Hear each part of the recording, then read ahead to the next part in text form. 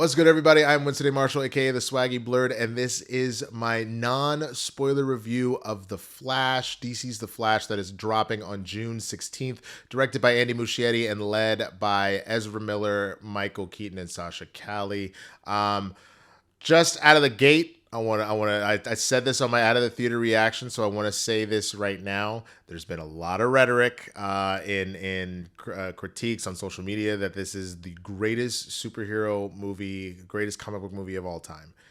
That is not even remotely close to true, and that does not mean that this movie isn't really good. It is. It is.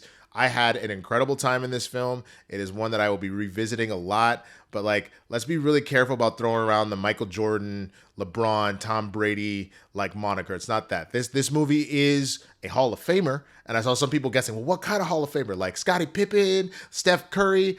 This is like a Charles Barkley, an AI, somebody that has fully left their stamp on the league, needed just that one little team, that one little bump to probably get to a chip. But when you talk about this player, full just reverence and just praise for what they did, and I think that is something that could be said about the Flash here. It is a little crowded right now with multiversal stories. Obviously, the Spider-Verse, what Marvel is doing with their multiverse, and so obviously when you're dealing with Flashpoint, you're dealing with different timelines, you're dealing with different universes, all that kind of stuff. So it does get kind of lost in the shuffle when you have something like Everything Everywhere All at Once, for example, winning Best Picture, that has really done the multiversal thing correctly.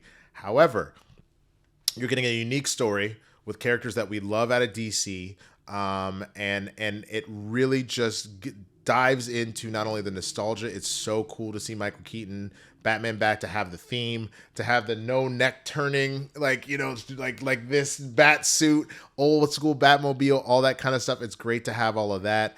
There's some really fun cameos that I'm not going to get into because I want you to be nice and surprised. But there's a lot of love and TLC. There's a lot of love, tender love and care for the Flash, for his lore, for what the Flashpoint paradox really is. And the main thing that gets focused on that I love is this idea, this theme of acceptance. And it's not necessarily like you're tied to fate per se, but an acceptance of loss, an acceptance of who you are, an acceptance of growth. It's all of these things that I really, really appreciate that came out of this film, and the performances are what lead us there. So immediately, people are going to ask, well, what about Ezra? Obviously, all of the trouble that they've been into and whatnot, and does the performance outweigh the misbehavior? Not even close. Let's be honest. Phenomenal performance from Ezra. I will give them all their props.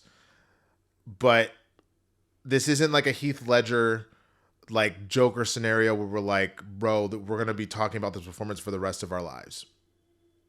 No. We'll look back and say that this was a great movie and a great performance, but no, it's not like that. I think this is a perfect way. They do a nice little thing at the end to kind of explain where we land. Again, stay for the post-credit scenes and you can kind of figure all that out. But it does give us a door to move on. And I think the best move out of this is to give Ezra all their props for this performance and to move on. And because you've opened that door and you've opened up this idea to multiple universes, you could always revisit Ezra later once they've kind of sorted all their stuff out. But I think this is a great point to say, great job, and keep moving. Michael Keaton is awesome. Michael Keaton coming back, the nostalgia with that Batmobile and everything. Michael Keaton is freaking awesome. I love everything that he's doing there. The throwback to some of his lines. Cool to see how a lot of his tech has remained the same but evolved. A lot of really fun stuff there. Sasha Calle, wow. She was so good as Kara, and I really love how they dive into her and this idea of what it's like to lose. For every character, it's this idea of losing your whole world. We know for Barry, his mother's murdered, his father's put in jail for it. That's his standard origin story. For Kara, we know just like Kal-El, just like Clark, Krypton blew up. She lost all her family. She lost her planet. They do a really fun thing here with the Flashpoint Paradox. If you're not familiar with the story, you obviously can pick up some books for that, but you can also check out the Flashpoint Paradox animated movie. It's really, really well done. Imagine if you've seen that movie, replace a lot of the stuff that you see Clark do with Kara. That is or Kara, excuse me. That is kind of where they go with that, and that's not really a spoiler, but you'll understand when you see it. Sasha really comes with a lot of passion. And I really love to see what she did with the character, man. It was a lot of fun. But the humor in here is very funny. Sometimes you get kind of like original Avengers kind of like giggle vibes with certain like little shticks and whatnot, but it works really well for the characterization of Barry Allen and the world that we've built. Really emotional, heart-wrenching moments as well throughout. And just really, I love the idea of accepting who you are and accepting your journey and doing that. And it doesn't mean you don't make changes and have your own forward-thinking thoughts and you make sure that you're trying to guide your own life, but also understanding there's some things you can't control. That was the main takeaway from the film, and I really love that. Now, I do feel like Act 3 got a little chonky. As far as like we're trying to kind of wrap back up the main antagonist here. Zod, obviously, Michael Shannon comes back, and Zod is a major thorn in the side. But as you can guess, that is not the main villain here. You will find that out when you see the film. I don't know if we got enough time to really dive into that.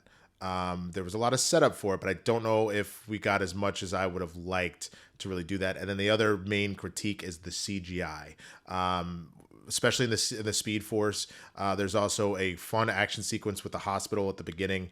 The CGI is very CGI. It looks like a video game from 5 or 6 years ago. I'm re-recording this because my audio didn't go, so I don't know if I already said that, and if I did, I apologize.